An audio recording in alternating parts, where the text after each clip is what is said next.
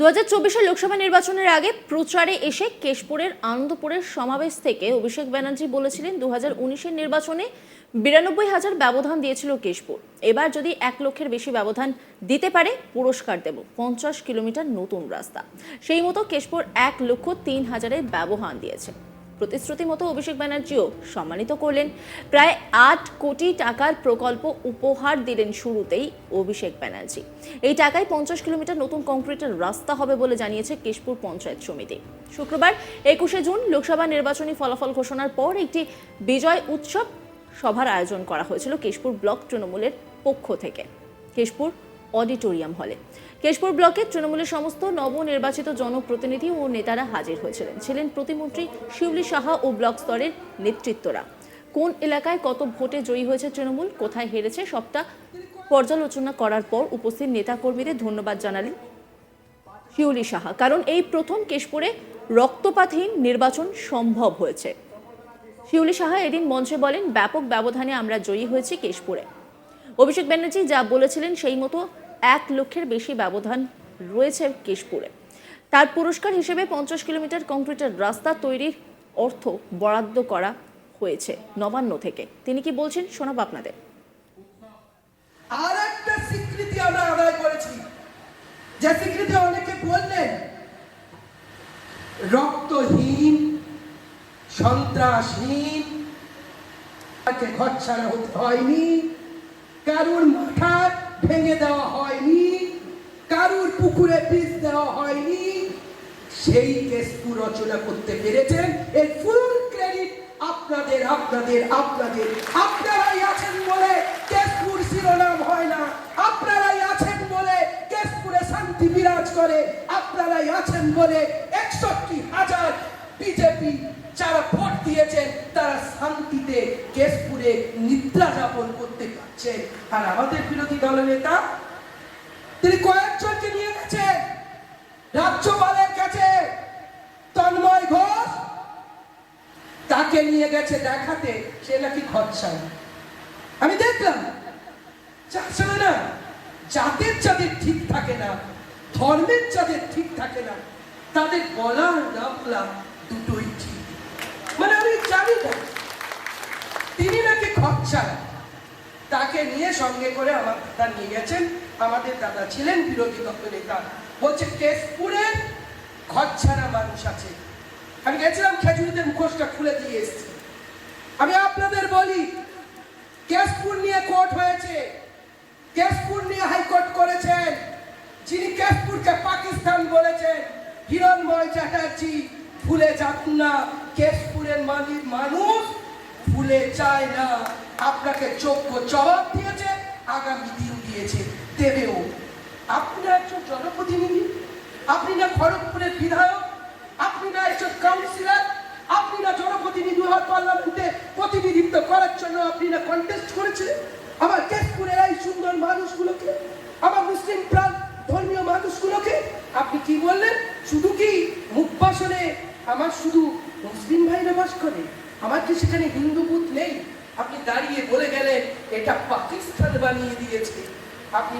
আপনি ওয়েট করুন, আপনাকে আমি বলে দিলাম বিধায়ক হিসাবে বিধানসভায় যেমন আপনাকে প্রশ্ন করব, উত্তর আপনি দিতে বাধ্য হবেন, তেমনি কেশপুরের মানুষও উত্তর দেওয়ার জন্য তৈরি আছে। কেশপুরের মানুষকে ধর্ম দিয়ে বিচার করবেন না, কেশপুরের মানুষকে আপনি কখনো বাংলা পাকিস্তান দিয়ে বিচার করবেন না। কেশপুরের মানুষ সাম্প্রদায়িক সম্প্রীতিকে অক্ষুণ্ণ রাখে, এই সম্প্রীতির বাতাবরণকে অক্ষুণ্ণ রাখে, ভ্রাতৃত্বের বন্ধনকে অটুট রাখে বলে এখানে ঈদ হয়, এখানে মহরম হয়, এখানে কালী পুজো হয়, এখানে আমাদের হাবিবুল যদি বলেন এখনই ও চণ্ডী পাঠ করে শোনাবে। এই বাতাবরণ আমরা তৈরি করে রেখেছি। এখানে হিন্দু মুসলিম আমরা হাতে হাত দেখে আমরা চলি। এখানে সাম্প্রদায়িকতার বীজ এখানে বপন করতে দিই। কেন কেশপুর জিতিয়েছে? কেন এত ভোট দিয়েছে? 34 বছরের অত্যাচার, কোন ডেভেলপমেন্ট হয়নি। এই মুহূর্তে আপনারা জানেন, আমি কালকে ডিপার্টমেন্টে গেছিলাম, অনেকদিন পর বাধা ছিল, এমবার্গো ছিল, যেতে পারিনি। অনেকদিন পর আমি কালকে আমার প্রোগ্রাম কয়েকটা করার পর গেছিলাম কেশপুরে। এই মুহূর্তে আমার পঞ্চায়েত সমিতির সভাপতি আছে বলতে পারবেন 100 কোটি টাকার রাস্তা হচ্ছে। কল্পনা করতে পেরেছে সিপিএমের আমলের ওই সব বাবুরা? গত 19 মে কেশপুরের আনন্দপুরের জনসমাবেশ থেকে অভিষেক ব্যানার্জি ঘোষণা করেছিলেন এবারও কেশপুর যদি 1 লক্ষের ব্যবধানে তৃণমূল প্রার্থীকে জয়ী করতে পারে পুরস্কার দেওয়া হবে। আমরা যে গ্যারান্টি দিই, যে কথা দিই তার রাখি। ব্যবধান 1 লক্ষ হলেই পুরস্কার দেওয়া হবে কেশপুরকে। সেই মতোই কিন্তু কাজ হয়েছে। সেই সময় কি বলেছিলেন অভিষেক বন্দ্যোপাধ্যায় শোনাবো আপনাদের।